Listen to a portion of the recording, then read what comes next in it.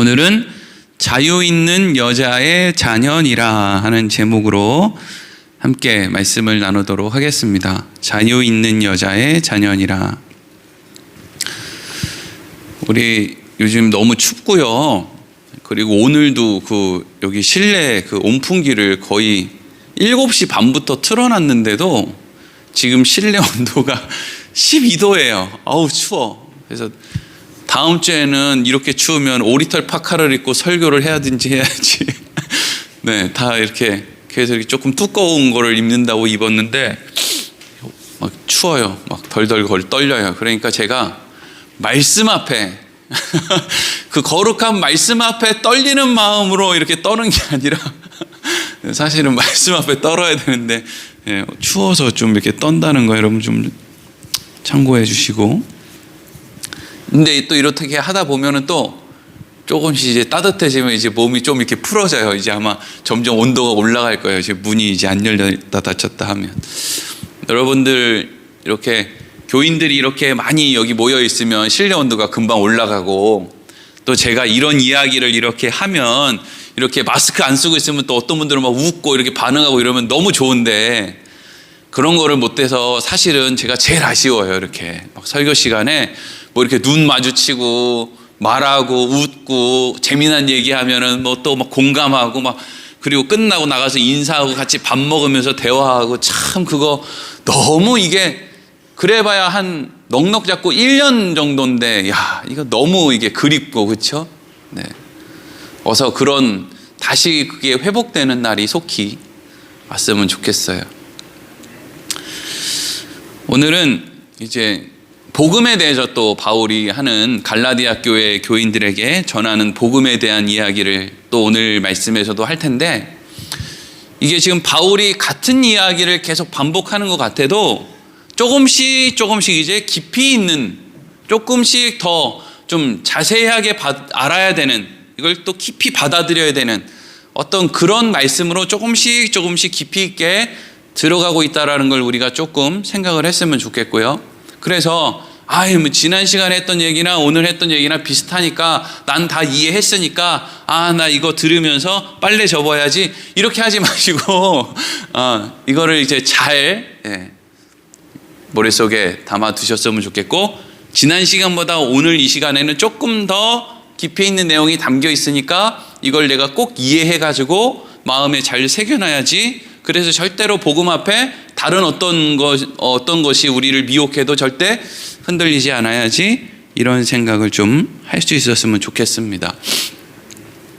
복음에 대해서 지난 시간, 지지난 시간에 걸쳐서 계속 말씀드리고 있는데, 복음이 무엇이었죠? 복음은 우리가 하나님의 자녀가 되었다라는 거예요.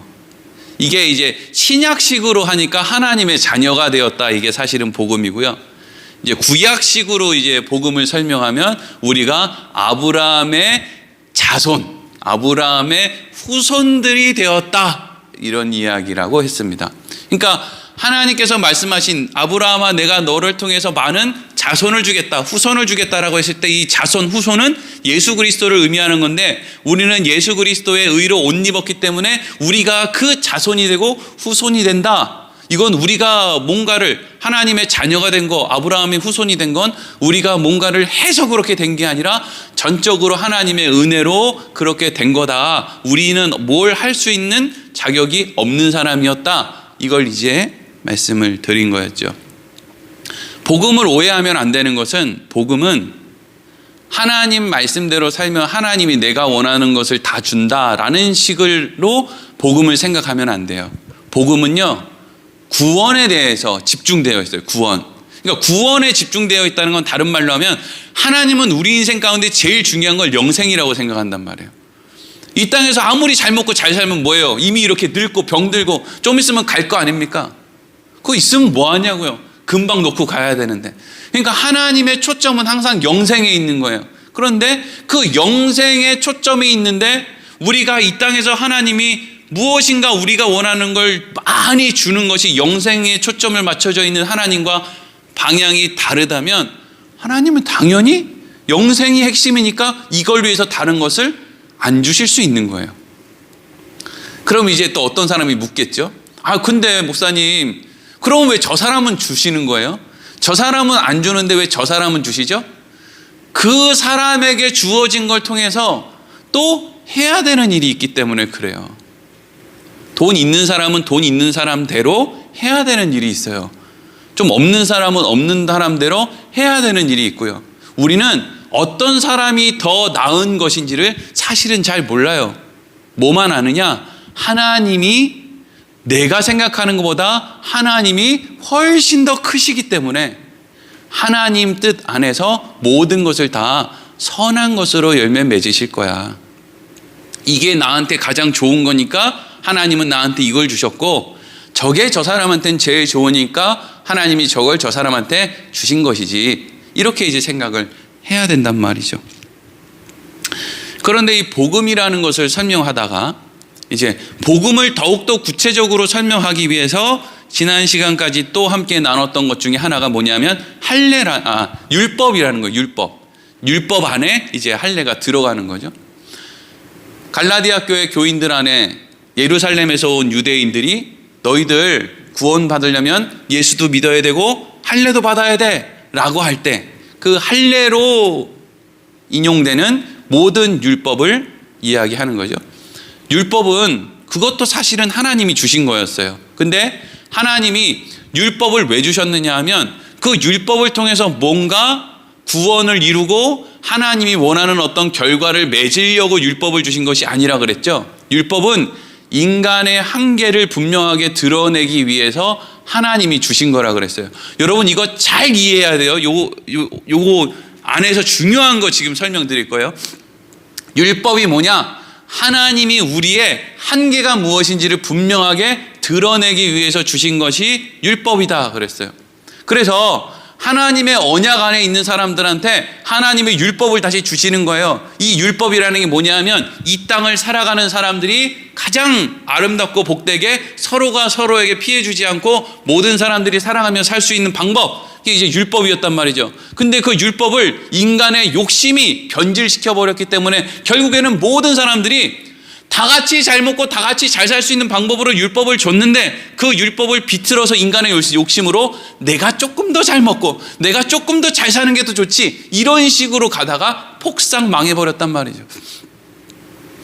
그럼 그렇게 율법을 못 지켜서 망했기 때문에 구원을 못 받나? 그게 아니라 너희들의 수준을 이제 알았지? 그러니까 내가 너희에게 준 것이 진짜 복음이 맞지? 너희들의 실력으로 구원을 이루어낼 수 있으면 내가 너희에게 준 약속이 무슨 복음이겠냐? 니네들이 그냥 구원을 이루면 되지. 근데 율법을 통해서 보니까 너희들의 힘으로는 할 수 없지? 그러니까 내가 너희들한테 준다는 것이 복음이 맞지? 그래서 하나님께서 언약이랑 이 율법이랑 같이 주셔서 그래서 우리한테 이게 복음이 되는구나. 그래서 우리는 구원으로부터 이제는 하나님의 언약으로 구원을 받는 거니까 우리는 구원으로부터 이제 자유로운 거구나 라고 생각할 수 있다는 거예요. 율법에 대해서 조금 더 부연 설명을 드리면, 하나님께서 아담과 하와를 에덴 동산에다 만들어 놨잖아요. 엄청 좋은 것들을 다 주셨어요. 그리고요, 어떻게 보면 가장 중요한 것으로 주신 것이 여러분 선악과예요. 선악과는 절대로 여러분 나쁜 의도로 하나님이 주신 게 아니에요. 이걸 막 비틀어서 막 하여튼 별의별 이단들은 이 뭐 선악과가 뭐를 상징하고 뭘 별 더러운 헛소리들을 다 하는데, 여러분 하나님과 아담과 하와의 관계는요 선악과가 있기 때문에 연결되어지는 거예요. 저는 제가 되게 좋아하는 목사님이 한 분 계시거든요. 저는 제가 되게 좋아하는 그 목사님이 저한테 뭘 이렇게 부탁하면 너무 기분이 좋았어요. 왜요? 그게 관계가 생기는 거거든요. 그런 게 없으면 아무 사이도 아니잖아요. 아무 사이도 아니에요. 누군가가 나에게 뭔가를 부탁할 때 그것이 기분 좋을 때가 있어요. 왜? 저 사람이 나한테 이렇게 관계를 맺으려고 하는구나, 나랑 이런 관계가 있다고 생각하는구나 라고 생각을 하게 된단 말이죠. 에덴 동산에 모든 좋은 것을 놓고 아담과 하와를 거기 두신 다음에 하나님이 선악과를 두지 않으면 사실 하나님하고 아담과 하와는 별개예요. 근데 너희는 이거 꼭 지켜야 돼 라고 하는 명령을 주시는 그 순간부터 그 좋은 하나님하고 아담과 하와는 관계가 이제 시작된 거잖아요. 근데 그 관계가 어떤 관계입니까? 사랑의 관계죠. 왜 사랑의 관계예요? 그 사랑의 관계라고 하는 것은 어떻게 해야 성립됩니까? 내가 포기할 수도 있고 내가 유지할 수도 있어야 그게 사랑의 관계 아닙니까? 그러니까 하나님은 아담과 하와에게 선악과를 주심으로 하나님과의 온전한 사랑의 관계를 그것을 통해서 이제 드러내신 거예요. 그러니까 선악과는 좋은 거였죠. 근데 그 선악과를 아담과 하와가 어떻게 했어요? 욕심으로 따먹었단 말이죠. 그러니까 에덴 동산에서 선악과는 마치 율법과 같은 거예요. 좋은 건데 그것에 욕심이 들어가니까 그 좋은 것을 아담과 하와가 변질시켜 버렸다. 그래서 선악과가 이미지가 그렇게 안 좋은 거예요. 우리한테는 변질되어 버렸기 때문에.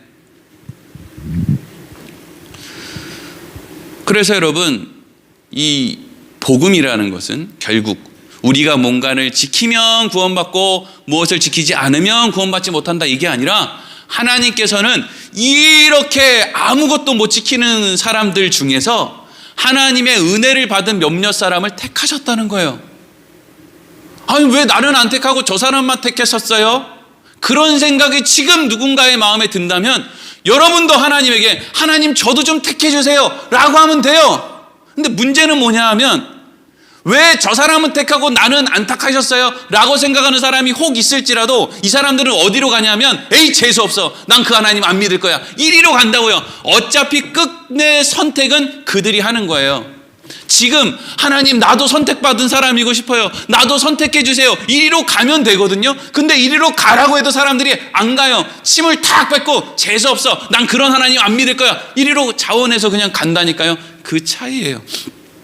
하나님이 택한 사람들에게 하나님의 자녀가 되게끔 해주셨어요. 그리고 그 안에 뭐가 생기느냐? 택한 사람들 안에는 믿음이라는 게 생기죠.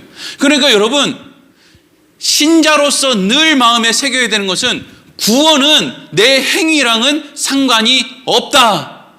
구원과 행위를 연결시키는 교회는 전부 가짜다. 이렇게 보면 돼요. 제가 이렇게 강하게 언급하는 것은 이게 너무 중요하기 때문이에요. 구원과 행위는 아무런 관련이 없다. 자, 그러면 이런 의문을 또 얘기하는 사람이 있을 거예요. 아, 목사님 그런 식으로 자꾸 설교하면 교인들이 신앙생활 똑바로 안 하면 어떡하죠? 율법을 모르는 사람이에요. 하나님이 아담과 하와한테, 하나님이 직접 아담과 하와한테 너 선악과 따먹으면 정령 죽어 라고 얘기했는데 아담과 하와가 그거 지켰어요? 못 지켰어요? 못 지켰단 말이죠. 목사들이 교인들 이렇게 쭉 모아놓고 이거 안 지키면 저주 받습니다, 지옥 갑니다, 별 난리를 쳐도 교인들은 그거 지켜요? 안 지켜요? 안 지켜요. 아직도 자기를 몰라. 목사가 이거 안 지키면 지옥 갑니다라고 교회 앞에서 그냥 펄펄 뛰면 사람들이 지킬 줄 알아요. 이 멍청한 목사들이. 뒤에서 뭐라고 하는지도 모르고 모퉁이만 돌아가면 표정이 어떻게 바뀌는지도 모르고 내가 이렇게 강하게 해야 교인들이 자극받아서 이렇게 움직이지. 택도 아닌 상상들을 하고 있어요. 모퉁이 돌아가면 다 옷 털고 에이 사는 대로 사는 거지 뭐. 다 그러고 사는데 말이죠. 그게 율법의 한계고 그게 인간의 모습 아닙니까? 뭘 강하게 설교하면, 율법적으로 설교하면 사람들이 반응하고 아니면 안 한다고요? 천만의 말씀이에요. 사람 그렇지 않아요. 요즘에 그 서울의 그 부동산 때문에 난리잖아요.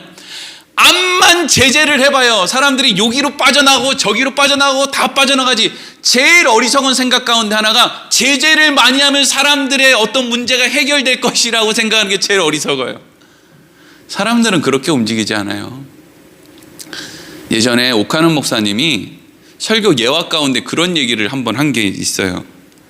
어떤 마을에 소매치기가 엄청 극성인 거예요. 그래서 사람들이 더 이상 소매치기들 때문에 못 살겠다. 그래서 아주 그냥 소매치기만 잡히면 손을 다 자르는 그런 정책을 한 거예요. 소매치기들이 또 많이 잡혔어요. 어느 날 사람들이 다 모여 있는 곳에서 드러내놓고 공개적으로 소매치기의 팔을 자르는 그런 행사를 했어요. 이건 뭐 행사라고 해야 되나? 근데 그날이 사람들의 팔을 이렇게 소매치기에 팔을 자르니까 사람들이 그런 것도 구경거리 아니에요, 옛날에. 그러니까 어마어마한 사람들이 그 장면을 보기 위해 모인 거예요. 근데 그날 뭐가 제일 많았을까요? 소매치기가 제일 많았다는 거 아니에요.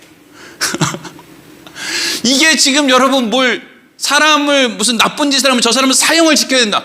그러면 범죄율이 줄어들어야 될 거 아니에요. 사형을 시켜도 범죄율은 안 줄어든다는 거예요. 아무리 여기서 율법에 대한 설교를 강하게 해도 성도들의 삶은 그렇게 쉽게 변화되는 것이 아니라는 거예요. 그렇게 설교를 하는 목사의 삶도 안 변하는데 어떻게 그걸 듣는 성도들의 삶이 변하겠습니까? 목사들 자식들 크는 것 좀 보세요.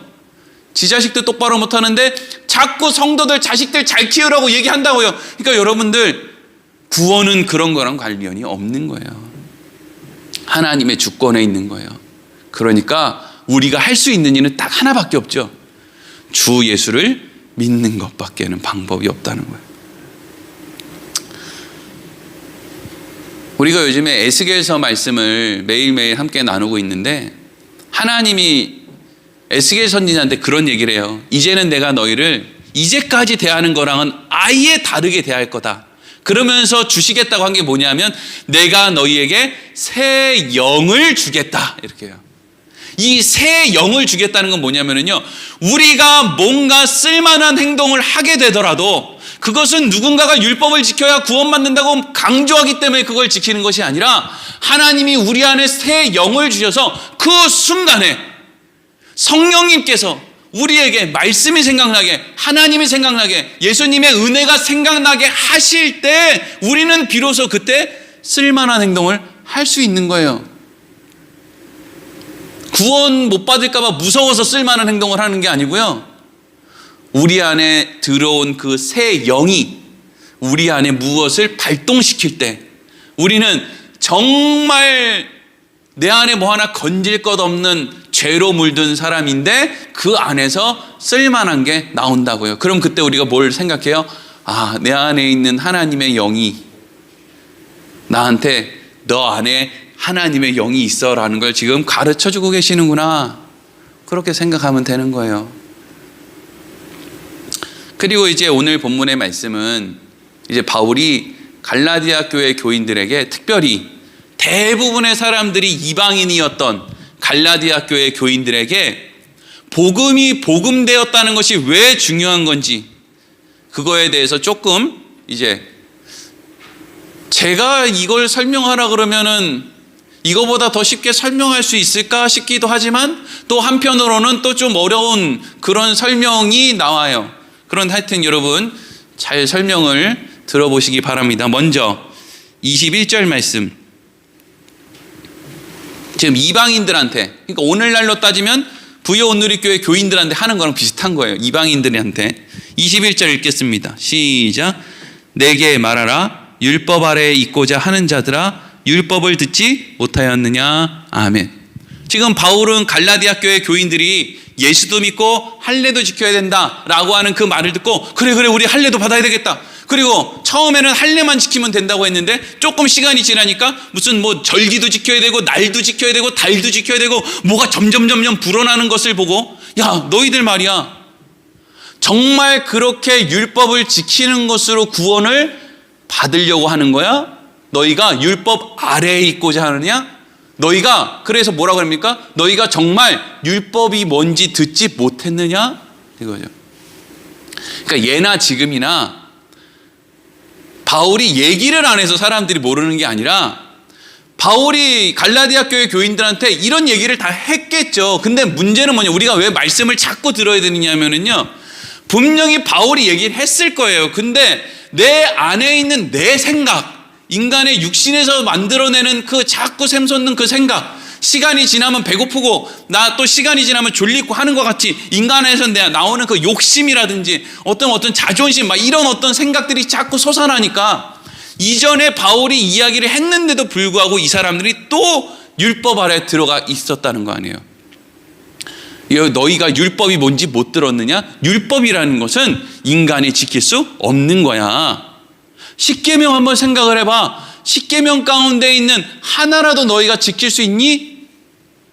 물론 껍데기만 보면, 저는 사람 안 죽였는데요, 6번째 계명이 살인하지 말라는데 저는 안 죽였는데요. 근데 예수님이 그 율법의 온전한 의미에서 뭐라 그랬어? 사람을 미워하는 자는 다 살인하는 자다 그랬지. 그러면 안 미워한 사람이 있냐고요. 그런 식으로 하면 율법은 아무도 지킬 수 없는 거죠. 그러니까 율법을 따라가면 아무도 구원받을 수 없다는 거예요. 근데 왜 자꾸 율법 아래로 들어가려고 하느냐? 도대체 왜 그러냐? 뭐가 문제냐? 이거죠. 뭐가 문제냐? 왜 자꾸 그리로 들어가려고 하느냐? 그거 답도 없는데. 그러면서 율법을 지키는 것으로 어떤 구원을, 자기들이 원하는 결과를 얻어내려고 하는 그러한 사람들에 대해서 지금 무엇을 예로 들어서 설명하냐면 과거에 아브라함에게 일어났던 일을 비유로 들어서 설명을 하는 거예요. 22절과 23절 읽겠습니다. 시작. 기록된 바 아브라함에게 두 아들이 있으니 하나는 여종에게서 하나는 자유 있는 여자에게서 낳다 하였으며 여종에게서는 육체를 따라 낳고 자유 있는 여자에게서는 약속으로 말미암았느니라. 아멘. 아브라함에게 두 아내가 있었다는 거예요. 참, 하나님은 선한 것을 열매 맺으시는 분이에요. 그러니까 아브라함이 과거에 행했던 이 악한 일을 통해서 지금 후대의 바울은 지금 뭘 설명할 수 있는 거예요? 율법과 복음의 관계를 설명할 수 있는 거예요. 참, 과거에 분명히 아브라함이 잘못한 선택에서부터 시작된 건데 하나님이 그것을 얼마나 아름답게 바꾸시는가. 참이 놀라운 일이죠. 근데 이제 뭘 설명하고 있냐면 바울은 아브라함이 75세에 하나님이 아브라함을 찾아오셨다는 거죠. 75세에. 왜 75세인지는 모르겠어요. 하나님이 정하신 때가 75세인 거예요.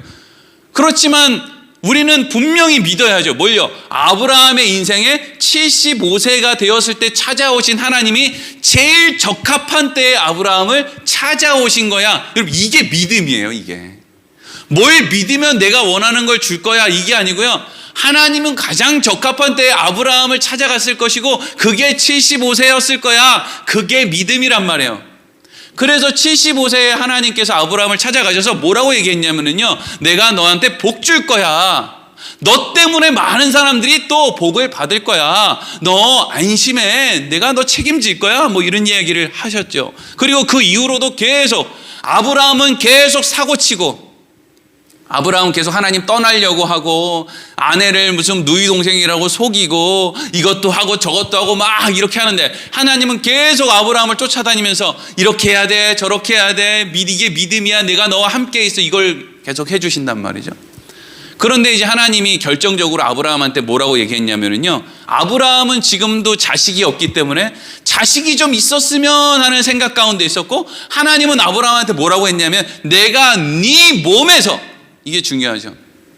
아브라함아, 네가 지금 너희 종 가운데 하나를 너 자식 삼으려고 하는 것 같은데 그 사람 너 자식 삼을 필요 없어. 나는 네 몸에서 네 자식이 태어나게 만들 거야. 걱정하지 말고 기다려. 이렇게 한 거예요.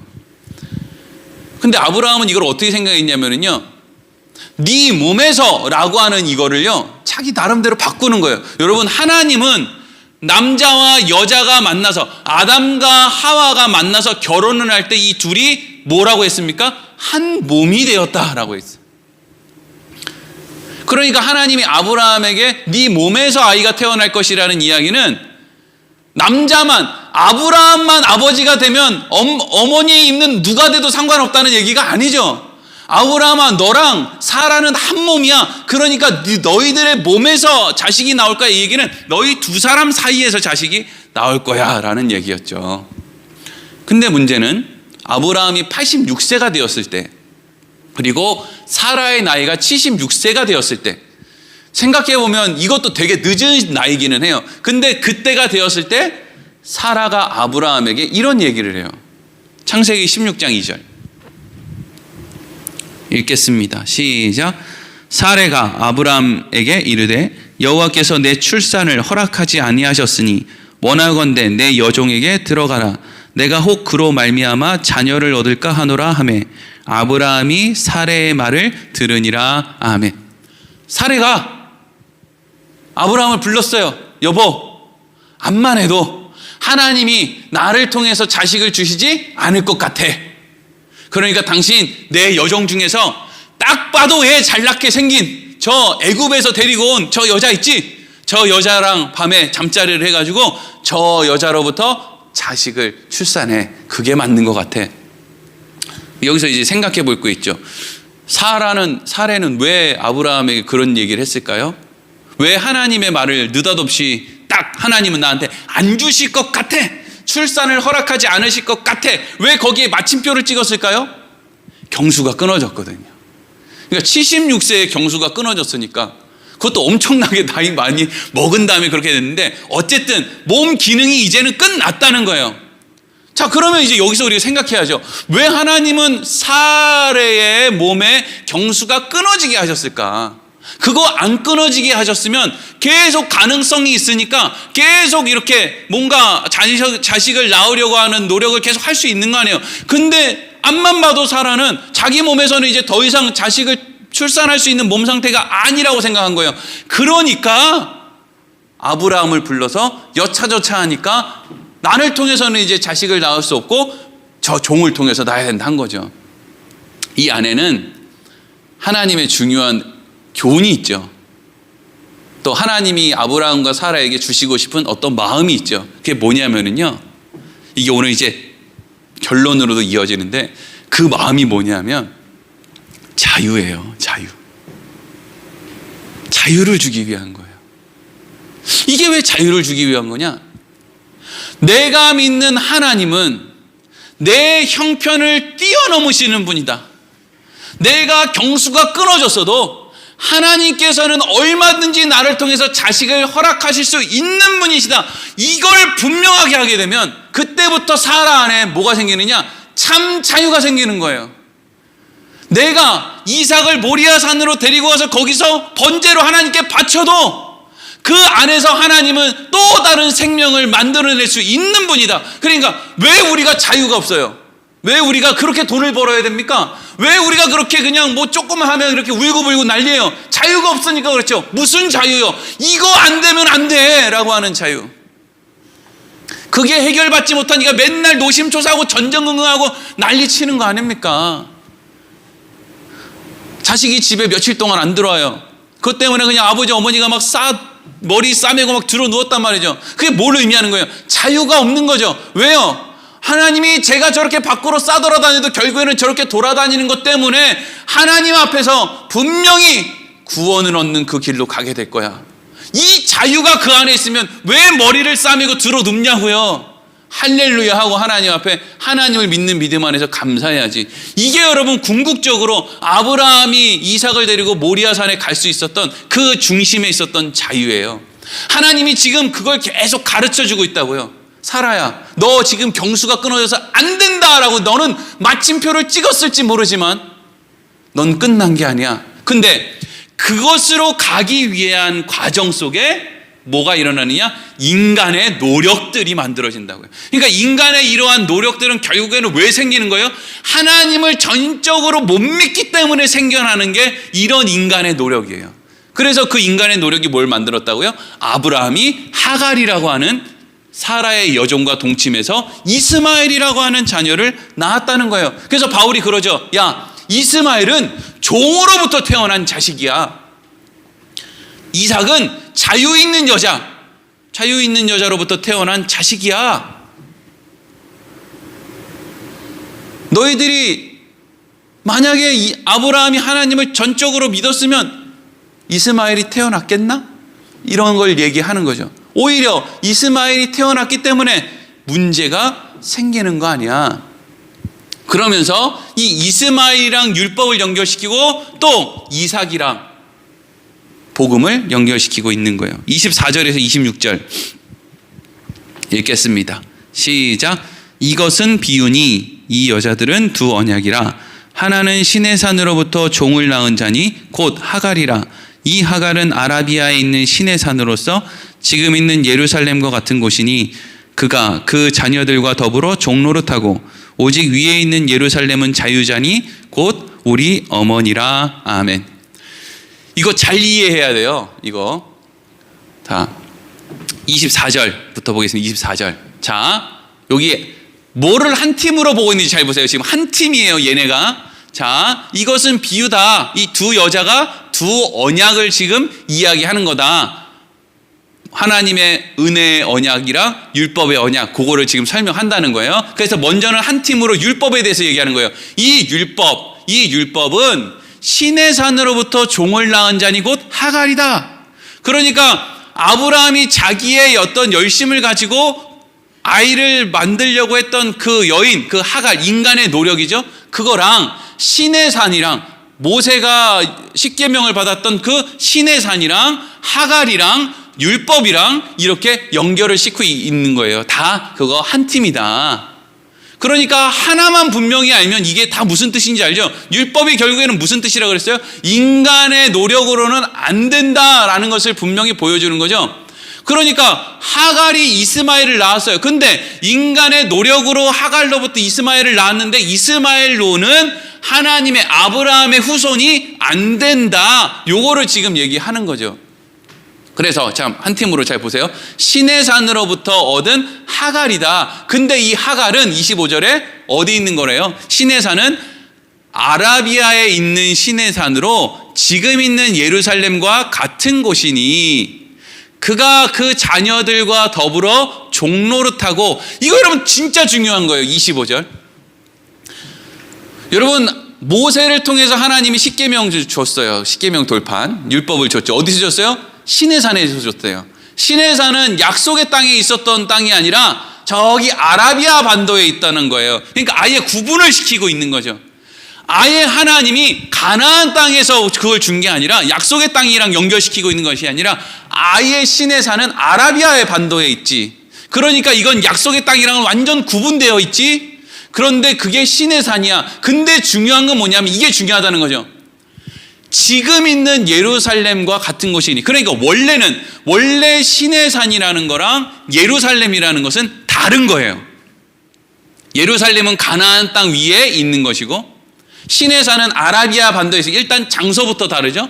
그리고 시내산은 하나님께서 그 율법을 주시면서 이걸 지키면 복을 받고 이걸 지키지 못하면 너희는 저주를 받는다. 이게 이제 시내산에서 하나님이 주신 율법의 핵심이었고요. 예루살렘 성전의 핵심은 뭐냐면 니네들은 비록 1년 동안 전부 죽어마땅한 죄를 저질렀지만 너희들이 예루살렘 성전의 짐승을 끌고 와서 그것을 머리 위에 손을 올리고 전부 다 죄를 전가시킨 다음에 이 짐승을 죽이면 너희들의 죄는 그날부로 다 사라진다. 이게 뭐예요? 은혜죠. 원래는 사람이 죽어야 되는데 짐승이 죽는 거잖아요. 그러니까 예루살렘은 사실 뭘 상징하는 거냐면 복음을 상징하는 거라고요. 근데 그렇게 설명을 하려니까 바울이 시내산은 율법이고 예루살렘 성전은 복음이야, 이걸 설명하려니까 뭐가 문제냐면 지금 예루살렘 성전의 꼬라지는 딱 시내산인 거예요. 그러니까 그걸 바로 그렇게 연결시켜서 설명을 할 수가 없는 거예요. 여러분, 오늘날 교회도 한번 잘 생각해 보세요. 교회에 나오면 나올수록 사람들이 자유로워야 되잖아요. 구원에 대해서 자유롭고, 내가 하나님의 자녀가 되어서 난 정말 자유인이야, 이렇게 해야 되는데 이상하게 왜 교회에 조금 나오면 나올수록 더 매이죠? 교회에 나오면 나올수록 무서운 게 더 많아지죠? 막 처음에 교회 나왔을 때는 그냥 하나님은 아버지라고 부르는 것만으로도 너무 기쁘고 만족스러워서 감사하고 이랬는데 왜 시간이 조금 지나면 나 전도해야 되는데, 기도해야 되는데, 헌금 떼어먹으면 안 되는데, 헌신해야 되는데, 이거 못하면 큰일 나는데, 이게 지금 뭐예요? 이게 교회가 예루살렘 성전과 같은 모습으로, 복음의 모습으로 서 있어야 되는데 이것도 이미 변질돼서 교회도 시내산이 돼버리고 예루살렘 성전도 시내산이 돼버리고 전부 시내산이 돼버렸다는 거죠. 그럼 전부 시내산이 돼버렸다는 거는 다른 말로 하면 뭐예요? 사람들이 자기의 노력으로, 자기의 열심으로 구원을 얻어내려고 하는 그런 모습으로 바뀌었다는 거예요. 그게 아닌데. 그리고 자기의 열심으로 구원을 얻으려고 하는 사람들이 모여있다 보니까 무슨 문제가 생기느냐 하면요, 결국에는 자기의 열심으로 구원을 이룰 수 있어요, 없어요? 못 이루잖아요. 근데 내가 자기의 열심으로 이 구원을 이루는 것처럼 내가 느껴져야 안심이 되니까 자꾸 뭘 하느냐 하면 저 사람은 저거 못하는데, 저 사람은 이거 못하는데, 바리새인들이, 저 세리들, 저 창녀들 계속 정죄만 하고 다니는 거예요. 오늘날 교회 모습이 그거 아닙니까? 목사는 교인들 정죄하고, 교인들은 교인들을 정죄하고, 또 교인들은 또 목사를 정죄하고, 계속 그렇게 하는 거예요. 그래서 결국 궁극적으로 하고 싶다는 게 뭐예요? 나는 저 목사보단 그래도 내가 나아, 그래도 저 성도보다는 내가 나아. 그게 무슨 의미가 있어요? 전부 마이너스인데 하나님이 보셨을 땐 마이너스 1도 죽어야 되고 마이너스 100도 죽어야 되는데 서로 난 그래도 마이너스 1이니까 좀 나, 난 마이너스 10이니까 좀 나, 전부 그거 하고 있다는 거예요. 이게 다 신의 산이고, 그리고 바울이 얘기하는 그 당시의 예루살렘이고, 이것이 또 오늘날 교회의 모습이라는 거예요. 정죄. 그런데 26절에는 뭐라고 되어 있어요? 26절을 오직 위에 있는 예루살렘은 자유자니 곧 우리 어머니라. 여기 위에 있는 예루살렘은 지금 예루살렘 성전은 변질됐다 이거예요. 그래서 지금 예루살렘 성전이랑은 연결시키지 못하지만 애초에 하나님께서 만들 때의 그 정신이 담겨 있는 예루살렘, 근데 그건 지금 어디밖에 없어요? 하나님 나라에밖에 없다는 거. 이미 다 변질돼가지고, 예루살렘 성전이 이미 다 변질돼가지고 거기에 있는 지도자들, 바리새인들, 서기관들 전부 변질돼가지고 이 땅에는 이제 그런 데는 없고, 우리가 이제 죽어서 하나님의 나라에 가서 얻게 될 그 예루살렘만이 참된 복음의 정신이 있는 그런 예루살렘이다. 근데 거기가 우리의 어머니다. 여기서 어머니라는 거, 이거 잘 이해해야 돼. 이거 하나님의 교회 다니는 사람들은 여기 어머니가 나오니까, 지금 천국에 가면 어머니가 계시는구나, 우리 어머니 하나님이 거기 있네, 이 얘기가 아니죠. 도대체 사람들이 국어를 못해. 지금 여기서 얘기하는 우리 어머니라는 것은 우리는 은혜 안에 있는 사람들이고 복음 안에 있는 사람이야. 복음은 보세요, 율법은 아브라함으로, 하갈로, 이스마엘로 연결되어 가죠. 율법이죠. 근데 복음은 어디로 연결돼요? 아브라함으로, 사라로, 이삭으로 연결되죠. 그러니까 여기서 우리 어머니, 예루살렘은 자유자니 곧 우리 어머니다, 이 말은 우리는 이삭이라는 얘기고, 그리고 이 복음은 우리 어머니 사라를 통해서 우리가 이렇게 흘러간다, 요 얘기를 하고 있는 거예요. 그러니까 여기서 어머니는 누구예요? 사라를 얘기하는 거잖아요. 내가 율법으로 구원을 받는다 그러면 우리 어머니는 하갈이겠죠. 근데 나는 복음을 통해서 구원을 얻으니까 우리 어머니는 사라가 되는 거예요. 인간의 열심으로 만들어낸 게 아니라 하나님의 은혜로, 하나님의 언약으로 만들어낸, 인간들은 다 안 된다고 얘기하는데 하나님께서 그렇게 만들어낸, 아브라함과 사라를 통해서 만들어낸 그 이삭이 나니까 우리 어머니는 자유자, 여종인 하갈이 아니라 자유자인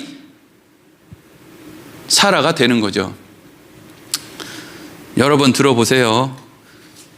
이렇게 설명하는데 못 알아들으면은 다른 데 가면은 진짜 이거 언급도 안 하겠지만 다른 데 가면 진짜 어려워서 이거 이해 못 해요. 하여튼 그래서 중요한 게 여기, 난 다 중요하네. 27절 이렇게 이어져요. 읽겠습니다. 시작. 기록된 바 잉태하지 못한 자여 즐거워하라. 산고를 모르는 자여 소리질러 외치라. 이는 홀로 사는 자의 자녀가 남편 있는 자의 자녀보다 많음이라 하였으니 아멘. 이런 건 이제 이해하기 좀 어려운 내용이죠. 이건 뭘 지금 바울이 얘기하고 있냐면요, 이사야서 54장에 나오는 이야기를 지금 하고 있어요. 자, 요거 이따 또 한 번 더 볼 거예요. 얘랑 이사야서 54장이 얼마나 닮아 있는지 한번 보세요. 이사야 54장 1절 읽겠습니다. 시작. 잉태하지 못하며 출산하지 못한 너는 노래할지어다. 산고를 겪지 못한 너는 외쳐 노래할지어다. 이는 홀로 된 여인의 자식이 남편 있는 자의 자식보다 많음이라 여호와께서 말씀하셨느니라. 아멘. 똑같죠? 지금 바울이 지금 이사야서에 있는 내용을 그대로 갈라디아서에 갖고 와서 설명을 하고 있는 거예요. 왜 이 설명을 하고 있느냐면요, 이걸 이렇게 연결시키는 거예요. 여기에 잉태하지 못한 자 즐거워하라, 상고를 모르는 자 소리질러 외쳐라. 이게 지금 잉태하지 못하고 상고를 모른다라는 것은 이 뒤에 보면 뭐가 없기 때문이에요? 남편이 없어서 그래요. 남편이. 그렇죠? 그런데 이제까지 잉태하지 못한 자는 즐거워하고 상고를 모르는 자는 소리를 질러라. 그런데 오히려 남편 있는 자의 자녀보다 남편 없는 사람들의 자녀가 더 많을 것이기 때문에 소리를 지르고 또 외치라는 거예요. 쉽게 설명하려니까 더 헤매고 있네. 이게 무슨 얘기냐면요, 지금 이게 이사야서 54장 말미에 구원이 이방 땅으로, 이방인들에게로 이렇게 전해질 것이라는 이야기를 이사야에서 하고 있는 게 이 54장의 말씀이거든요. 그러니까 여기에서 남편은 뭐예요? 이스라엘의 남편은 하나님이었죠. 이전까지는 하나님이 남편이고 이스라엘이 아내였어요. 그런데 이제까지는 그렇게 구원의 흐름이 이어지는 것 같았는데 이제 그 흐름이 어디로 이어지느냐? 이 관계가 없어지고 이제는 하나님께서 이제까지 남편이 없었던 이방인들에게 하나님의 구원이 이렇게 이제 더 많이 흘러가게 될 것이다. 그러니까 자녀가 더 많다 그러죠. 홀로 사는 자의 자녀가 남편 있는 자의 자녀보다 많다. 이게 뭐냐면 유대인들이 그동안 했던 어떤 일들보다 이제는 이방인들에게 일어날 구원의 일들이 훨씬 더 많다. 지금 요 얘기를 하고 있는 거예요. 그런데 이걸 지금 갈라디아서에서 이사야서의 말씀은 그대로 가져와서 이야기를 하고 있는 거죠. 왜 이 이야기를 하고 있냐면요, 쉽게 정리하면 이거예요. 갈라디아 교회 교인들아, 너희들 율법도 지키고 또 예수도 믿어서 구원받고 싶어? 너희들 말이야, 그게 가능했다면 니네들한테까지 이 복음이 오지도 않았어. 유대인들 선에서 다 끝나는 거야. 그게 가능했다면, 그걸 지킴으로 구원받는 것이 가능했다면 너희들에게까지 오지도 않은 거지. 이게 유대인들이 결국에는 못 지켰기 때문에 그 남편 있는 자의 아내가 결국에는 바람을 피고 별 난리 폭달을 치니까 결국에는 이 남편이 이제는 이방인들에게로 온 거 아니에요. 어떤 의미로 보면. 그러니까 너희들은 지금 이방인인데도 불구하고 또 너희가 구원을 위해서 어떤 율법을 지키고 행위를 하려고 해? 만약에 그게 가능했다면 이방인인 너희들에게까지 이 복음이 오지도 않았지. 그럼 오늘날 대한민국 사람들 가운데 내가 구원받으려면 이 정도는 해야지. 소위 막 교인이 몇만 명 있는 교회 담임 목사가 11조 안 하면 천국 못 간다 이런 헛소리를 막 하고 막 이러더라고요. 그러면 또 거기서 아멘 아멘 하고 막 그런 데는 또 언금을 또 얼마나 잘해. 그러니까 거기서 나온 돈들이 그 교회를 병들게 하고 그 목사를 병들게 하고 그 목사 자식들을 다 병들게 하니까 사실 우리는 뭐 별로 뭐 그렇게 안타까워할 것도 없는 거예요. 하나님이 알아서 하시니까. 근데 문제는 뭐냐면은요, 그렇게 열심을 다해서 뭔가를 이루려고 하는 한국교회 교인들한테 묻는 거죠. 야, 그렇게 열심을 다해서 뭔가가 될 수 있으면 니네들보다 과거의 선지자들, 과거의 바리새인들, 과거의 서기관들, 종교 지도자들이 겉으로 하는 행동이 니네보다 못했겠냐? 만약에 그걸로 될 것 같으면 오늘날 대한민국의 암만 신앙생활 잘하는 사람보다 2000년 전, 3000년 전에 살았던 그 유대인들이 더 잘할 거 아니에요. 근데 그게 안 돼서 지금 여기까지 복음이 흘러 들어온 건데, 이방인인 니네들은 예수를 믿게 되었음에도 불구하고 여전히 율법 아래 있다는 게 얼마나 웃긴 얘기냐 이거죠.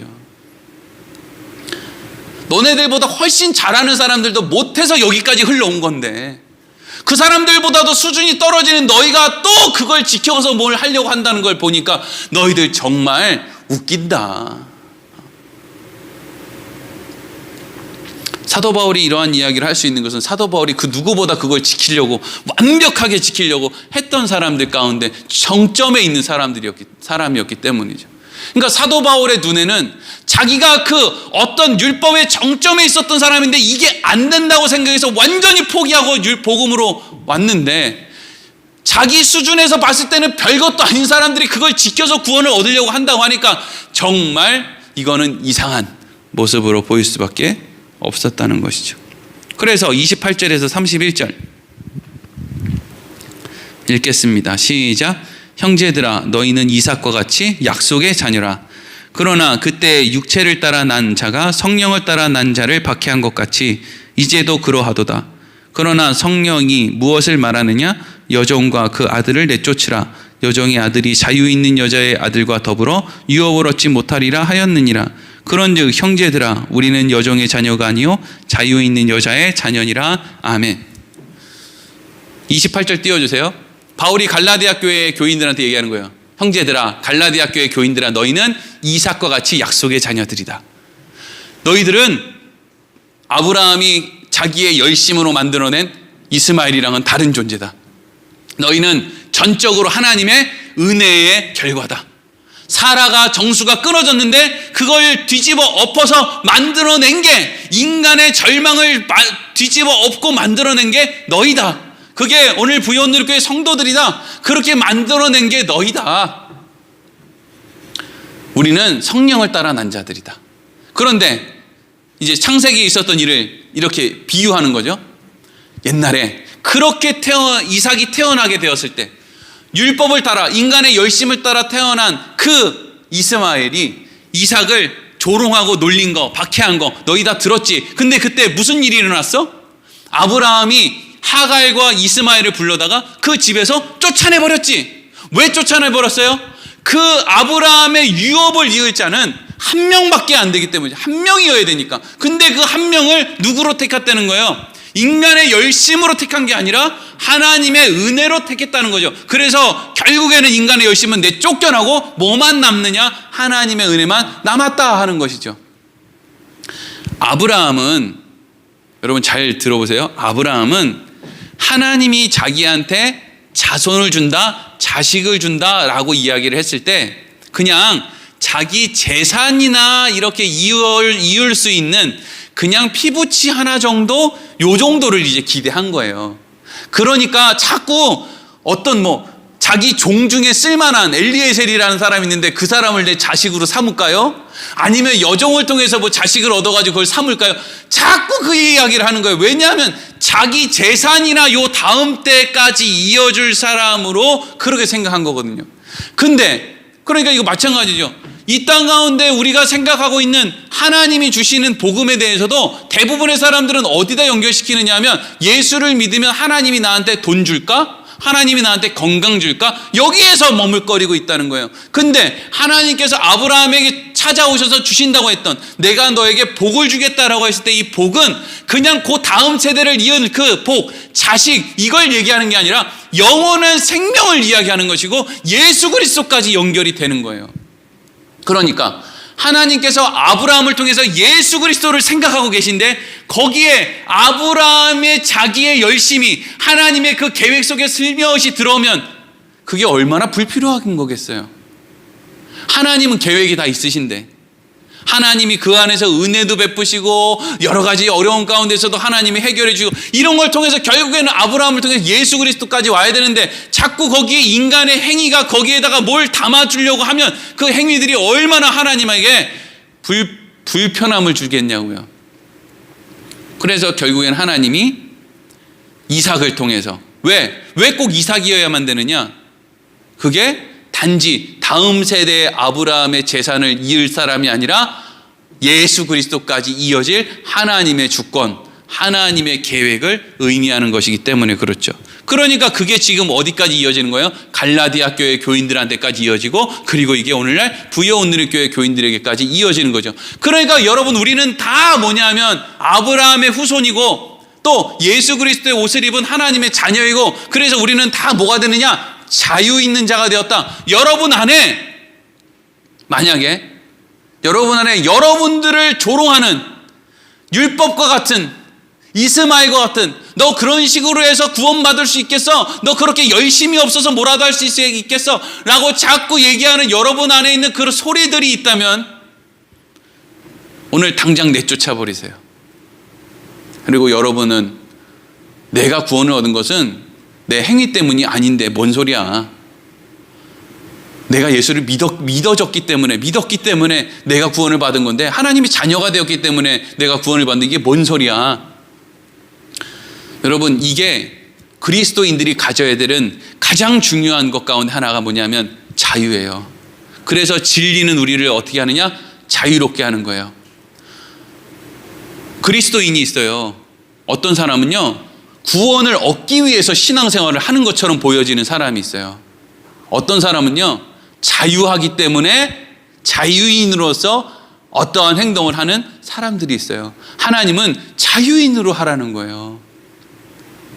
그런데 구원을 얻기 위해서 뭔가를 하는 사람들의 행위는 그 사람을 점점 옥매여서 자유인이 아니라 점점 뭔가 종의 모습 비슷하게 가는 거예요.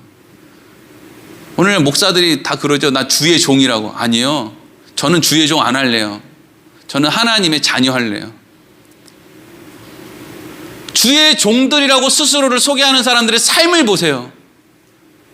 과거에 이걸 미덕이라고 이런 얘기하는 목사님도 있었죠. 나는 우리 둘째 딸 시집 가는데 손잡고 거기 들어가지 않고 교인 병문안 가는데 거기를 먼저 갔습니다.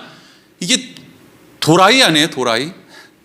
그게 여러분 종놈들의 모습이에요. 자기 자식 결혼식에 가고 그리고 그날 저녁에 가면 되지. 왜 그 시간에 거길 가서 자기를 드러내느냐고요. 주인 어르신, 저는 그렇게 했습니다요. 이거 하고 싶은 거 아니에요. 왜? 그렇게 해야 자기의 가치가 드러나기 때문이죠.